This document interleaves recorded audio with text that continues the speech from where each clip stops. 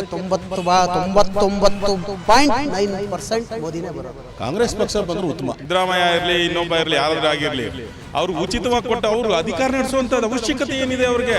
ಪಾಪ ಹೆಂಗೆ ಹೆಸರು ಮಾಡ್ಕೊಂಡಿದ್ರು ಹಾಸ್ಪಿಟ್ಲಲ್ಲಿ, ಅವ್ರನ್ನ ಬೀದಿ ಅರಕೆ ಕುರಿ ಮಾಡ್ತಾ ಇದ್ದಾರೆ ಅಷ್ಟೇ. ಸ್ವಾಮಿ ಹಾರ್ಟ್ ಡಾಕ್ಟರ್, ನಿಮಗೆ ಹಾರ್ಟ್ ಬೇಕು ಕಲ್ ಬೇಕು ಅಂತಾರೆ. ನಮ್ಮ ಕಲ್ಯಾಣ ಮಾಡೋಕ್ಕೆ ಹಾರ್ಟ್ ಬೇಕು. ಹಾರ್ಟ್ ಇದೆ, ಅವರ ಬದುಕೋದು ಫ್ರೀ ಕೊಟ್ಟು ಅದೇ ಪಾಕಿಸ್ತಾನ ಪಕ್ಕದಲ್ಲಿ ಕೂತ್ಕೋಬೇಕಿತ್ತು ಸಂಜಾಗ ಮಾಡ್ಕೊಂಡು.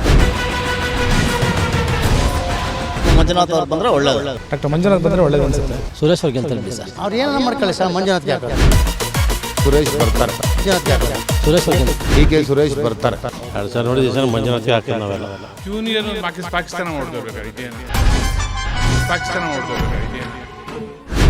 ಸರ್, ಈಗ ಲೋಕಸಭೆ ಎಲೆಕ್ಷನ್ ಬರ್ತಾ ಇದೆಯಲ್ಲ, ಹಾಂ ಸರ್. ಸೆಂಟ್ರಲ್ಲಿ ಮೋದಿ ಅವ್ರ ಸರ್ಕಾರ 10 ವರ್ಷ ಆಳ್ವಿಕೆ ಮಾಡಿದೆ. ನಿಮಗೆ ತೃಪ್ತಿ ತಂದಿದೆಯಾ ಅಥವಾ ಬದಲಾವಣೆ ಆಗಬೇಕು ಅಂತ ಅನ್ಸುತ್ತೆ ಸರ್?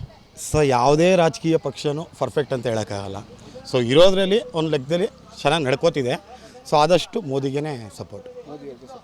ಮೋದಿ ಅವ್ರಿಗೆ ಯಾಕೆ ಸಪೋರ್ಟ್ ಅಂತ ಸರ್? ಏನು ಮಾಡಿದ್ದಾರೆ ಅಂತ ಸರ್? ಇಲ್ಲಿ ಮೋದಿಯವ್ರಿಗೆ ಅಂತ ಸಪೋರ್ಟ್ ಅಂತಲ್ಲ, ಅಟ್ಲೀಸ್ಟ್ ಒಂದಷ್ಟು ಜನಕ್ಕೆ ಆಗೋ ಲೆವೆಲ್ಗೆ ಕೆಲಸ ಮಾಡ್ತಿದ್ದಾರೆ. ತುಂಬ ಮೇಲವ್ರಿಗಂತೂ ತುಂಬ ಚೆನ್ನಾಗೇ ಮಾಡ್ತಿದ್ದಾರೆ. ಕೆಳಗವ್ರಿಗೆ ಅಷ್ಟೊಂದೇನಿಲ್ಲ. ಇನ್ನು ಮಿಡ್ಲ್ ಕ್ಲಾಸ್ವ್ರಿಗಂತೂ ಕೇಳಲೇಬೇಡಿ. ಸೊ ಗ್ಯಾಸ್ ಚೇಂಜ್ ಆಗ್ಬೋದು, ಇವ್ರಿಗೆಲ್ಲ ತುಂಬ ಕಷ್ಟನೇ ಇದೆ. ಇರೋದ್ರಲ್ಲಿ ಅಟ್ಲೀಸ್ಟ್ ಸರ್ಕಾರ ಮುಂದಕ್ಕೆ ನಡ್ಕೊಂಡು ಹೋಗಬೇಕು ಅಂದರೆ ಮೋದಿಯವ್ರು ಪರವಾಗಿಲ್ಲ ಅಂತ ಅಷ್ಟೇ. ಅವರೇ ಪರ್ಫೆಕ್ಟ್ ಅಂತಲೂ ಅಲ್ಲ. ಯಾವುದೇ ರಾಜಕೀಯದಲ್ಲೂ ಪರ್ಫೆಕ್ಟಾಗಿ ಯಾರೂ ಇಲ್ಲ. ಕಾಂಗ್ರೆಸ್ಸಲ್ಲಂತ ನಾಯಕರಾಗಿರ್ಬೋದು ಸರ್. ಕಾಂಗ್ರೆಸ್ ಆಗಲಿ, BJP ಆಗಲಿ, ಯಾವುದೇ ಪಕ್ಷ ಆಗಲಿ ಜಾತಿ ಧರ್ಮ ಅನ್ನೋದನ್ನ ಬಿಟ್ಟು ಏನಾದ್ರು ಮಾಡಿದ್ರೆ ಒಳ್ಳೆಯದಾಗತ್ತೆ. ಸೊ ಇವ್ರು ಹಿಂದೂ ನೆತ್ಕಟ್ಟಿ, ಇನ್ನೊಬ್ರು ಮುಸ್ಲಿಮ್ ನೆತ್ಕಟ್ಟಿ, ಇದೇ ನಡೀತಿದೆ ರಾಜಕೀಯದಲ್ಲಿ. ಇದೆಲ್ಲ ಬಿಟ್ಟರೆ ಅಟ್ಲೀಸ್ಟ್ ಯಾವುದೇ ಸರ್ಕಾರ ಬಂದ್ರೂ ಒಳ್ಳೇದು ಮಾಡಲಿ. ಇನ್ನೊಂದು ಬಂದು ಯಾವುದೇ ಪಕ್ಷದಿಂದ ನಿಂತ್ಕೊಳ್ಳೋರು ಇವಾಗ ಕಾಂಗ್ರೆಸ್ ಪಕ್ಷದವ್ರಿಗೆ ಅಂತ ಸಪೋರ್ಟ್ ಅಲ್ಲ. ಆ ಏರಿಯಾದಲ್ಲಿ ಏನು ಒಳ್ಳೆ ಕೆಲಸ ಮಾಡಿರ್ತಾರೋ ಅವ್ರಿಗೆ ಸಪೋರ್ಟ್ ಮಾಡಿದ್ರೆ ಬೆಟರ್. ಸೊ ಇವಾಗ ಮಿಶ್ರ ಸರ್ಕಾರ ಆಗ್ಬೋದು, ಏನಾದರೂ ಆಗ್ಬೋದು. ಆದರೆ ಯಾರು ಪರ್ಫೆಕ್ಟಾಗಿ ಕೆಲಸ ಮಾಡ್ತಾರೆ ಆ ಏರಿಯಾ ವೈಸಲ್ಲಿ ಅವ್ರನ್ನ ಗೆಲ್ಸ್ಕೊಂಡು ಬನ್ನಿ. ಅದನ್ನು ಬಿಟ್ಟು ಪಕ್ಷ ನೋಡಿ ಯಾರು ಓಟ್ ಹಾಕಬೇಡಿ. ವ್ಯಕ್ತಿ ನೋಡಿ ಓಟ್ ಹಾಕಿ. ಸೆಂಟ್ರಲಲ್ಲಿ ಏನು ಬದಲಾವಣೆ ಬೇಡ ಅಂತಿರಾಗ? ಅದೇ ಸರ್ ಹೇಳ್ತಿರೋದ್ರಲ್ಲಿ ಮೋದಿ ಪರವಾಗಿಲ್ಲ, ಅವರೇ ಬೆಟರ್. ಈಗ ಇನ್ನು ಈ ಕ್ಷೇತ್ರಕ್ಕೆ ಬಂದರೆ, ಹಾಂ ಸರ್, ಇಲ್ಲಿ DK ಸುರೇಶ್ ಇದ್ದಾರೆ, MP ಹಾಲಿ MP ಆಗಿದ್ದಾರೆ. ಹೌದು. ಈಗ ಅವ್ರ ವಿರುದ್ಧ ಡಾಕ್ಟರ್ ಮಂಜುನಾಥ್ ಅವ್ರನ್ನ ನಿಲ್ಲಿಸ್ತಾ ಇದ್ದಾರೆ, JDS BJP. ಹೌದು. ಯಾರು ಬಂದರೂ ಉತ್ತಮ ಅನ್ಸುತ್ತೆ ಸರ್? ಇವರು ಇಷ್ಟು ದಿನ ನಡ್ಕೊಂಡಿದೆ ಯಾರು DK ಸುರೇಶ್ ಅವ್ರದ್ದು. ಹೊಸ್ದಾಗಿ ಮಂಜುನಾಥ್ ಅವ್ರು ಬರ್ತಿದ್ದಾರೆ. ಅಟ್ಲೀಸ್ಟ್ ಅವ್ರು ಓದಿ ತಿಳ್ಕೊಂಡಿರೋರು. ಒಂದಷ್ಟು ಒಳ್ಳೆ ಕೆಲಸಗಳು ಆಗಿದೆ ಅವ್ರ ಕಡೆಯಿಂದ, ಹಾಸ್ಪಿಟ್ಲಲ್ಲಾಗಲಿ.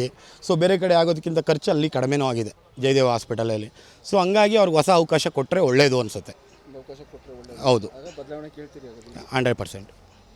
ಓಕೆ. ಇನ್ನು ನಮ್ಮ ರಾಜ್ಯದಲ್ಲಿ ಕಾಂಗ್ರೆಸ್ ಸರ್ಕಾರ ಆಡಳಿತ ನಡೆಸ್ತಾನೆ ಇದೆ, ಪ್ರೆಸೆಂಟ್ ಹೌದು, ಆಡಳಿತ ಇದೆ.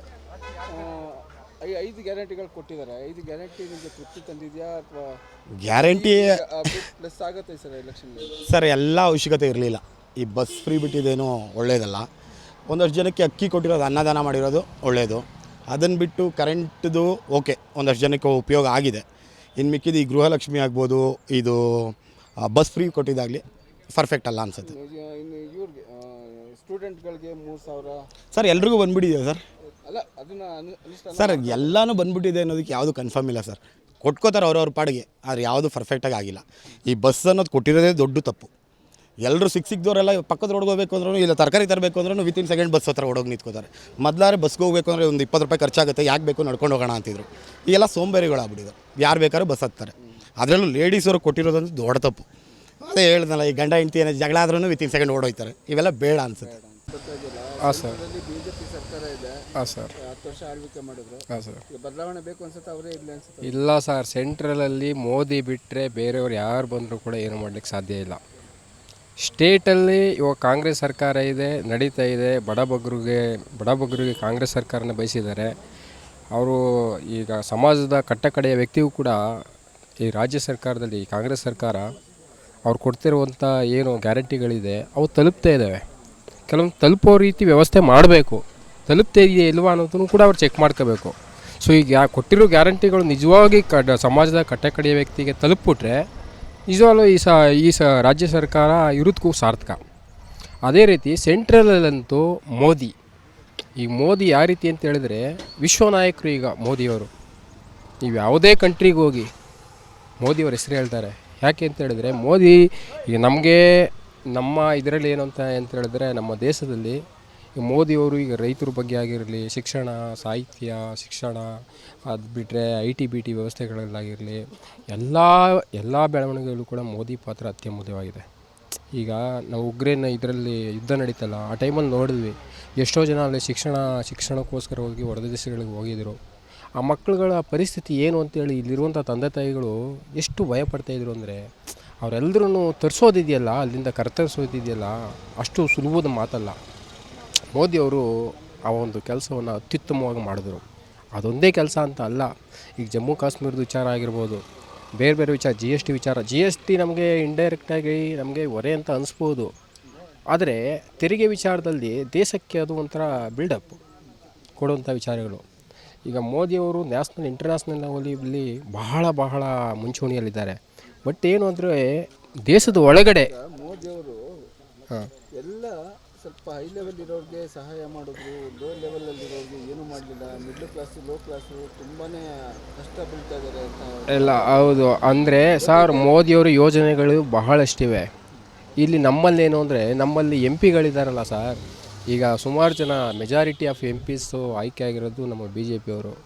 ಈ BJP MP ಅವರು ಈ ಸೆಂಟ್ರಲ್ ಏನು ಕೇಂದ್ರ ಸರ್ಕಾರದ ಯೋಜನೆಗಳೇನಿದೆ, ಆ ಯೋಜನೆಗಳಲ್ಲಿ ಫೆಸಿಲಿಟಿಗಳು ಏನೇನು ಕೊಟ್ಟಿದ್ದಾರೆ, ಎಲ್ಲ ವರ್ಗಗಳಿಗೂ ಫೆಸಿಲಿಟಿಗಳು, ಅವು ಎಲ್ಲ ವರ್ಗಗಳಿಗೂ ತಲುಪೋ ರೀತಿ ವ್ಯವಸ್ಥೆನ ಮಾಡಬೇಕಾಗಿರೋದು ಯಾರು?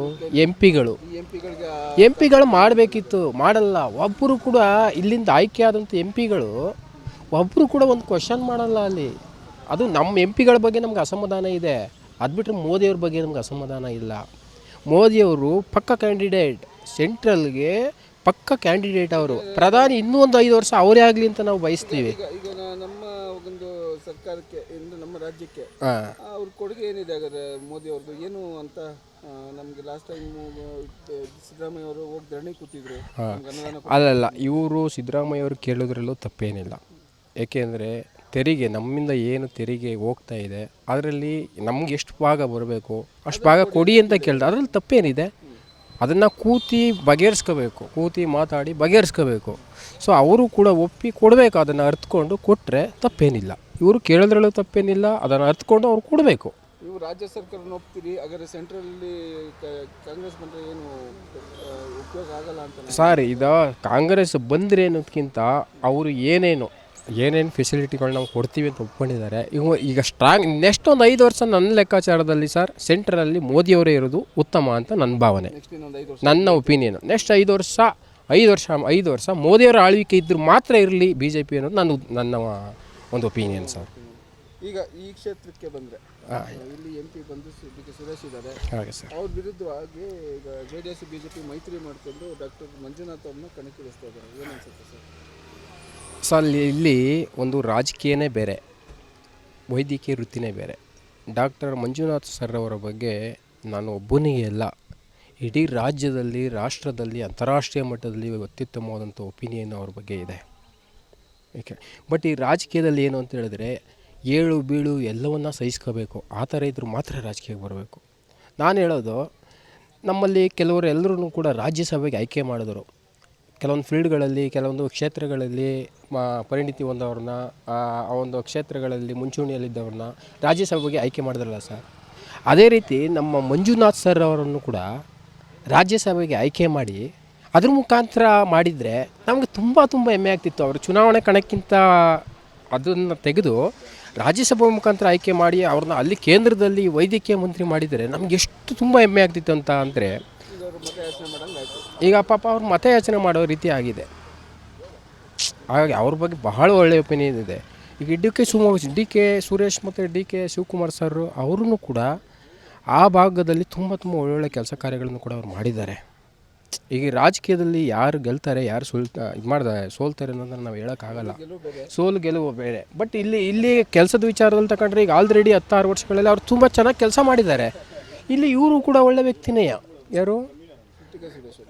DK ಸುರೇಶ್ ಅವರು ಕೂಡ ಒಳ್ಳೆಯ ಕೆಲಸ ಕಾರ್ಯಕ್ರಮ ಮಾಡಿದ್ದಾರೆ.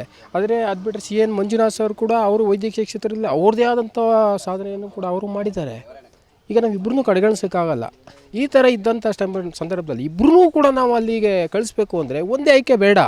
ಒಬ್ರು ಎಂ ಪಿಗೆ ನಿಂತ್ಕೊಳ್ಳಿ, ಅವ್ರಿಗೆ ಆಪೋಸಿಟಾಗಿ ಬೇರೆ ಯಾರು ನಿಲ್ಲಿಸ್ಕೊಳ್ಳಿ. But C N Manjunath sir ಅವರನ್ನು ರಾಜ್ಯಸಭೆ ಮುಖಾಂತರ ಆಯ್ಕೆ ಮಾಡಿ ಅಲ್ಲಿ ಸೆಂಟ್ರಲ್ ಮಂತ್ರಿ ಮಾಡಿಸ್ಬೋದಿತ್ತಲ್ಲ. ಜನ ಯಾರಿಗೆ ಒಪ್ಕೋತಿರ್ಲಿಲ್ಲ.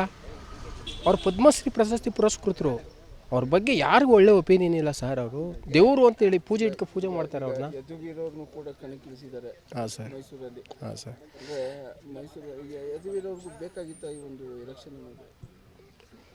ಸರ್ ಆ ವಿಚಾರದಲ್ಲಿ 16 ವರ್ಷಗಳ ಕಾಲ ಇವರು ಪ್ರತಾಪ್ ಸಿಂಹ ಅವರು ಒಳ್ಳೆ ಕೆಲಸ ಕಾರ್ಯಗಳು ಮಾಡಿದ್ದಾರೆ. ಕೆಲಸ ಕಾರ್ಯದಲ್ಲಿ ವಿಚಾರಗಳಲ್ಲಿ ತಗೊಂಡ್ರೆ ಅವ್ರ ಬಗ್ಗೆ ಟೀಕೆ ಟಿಪ್ಪಣಿಗಳನ್ನು ಮಾಡೋದು ಇಲ್ಲವೇ ಇಲ್ಲ.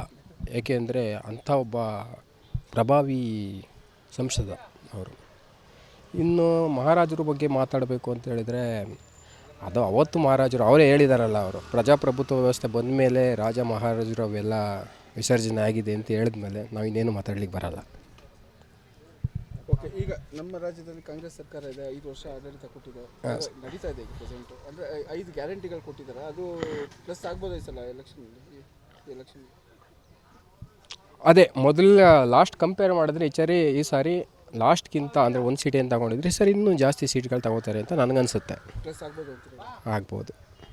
ಸ್ವಾದಿಷ್ಟತೆಯ ಸ್ವಾದ, ತಾಜಾತನದ ಆಹ್ಲಾದ, ಉತ್ತಮ ಆರೋಗ್ಯ ಮತ್ತು ಹೆಚ್ಚಿನ ರೋಗ ನಿರೋಧಕ ಶಕ್ತಿಯ ವೃದ್ಧಿಗೆ ಈಗ ನಿಮಗೆ ಸಿಗುತ್ತಿದೆ ಉತ್ತಮ ಗುಣಮಟ್ಟದ ಪೌಷ್ಟಿಕಾಂಶ Shri Vaidik millet health mix. ಇದು ಸಿರಿಧಾನ್ಯಗಳ ಸಂಪತ್ತು.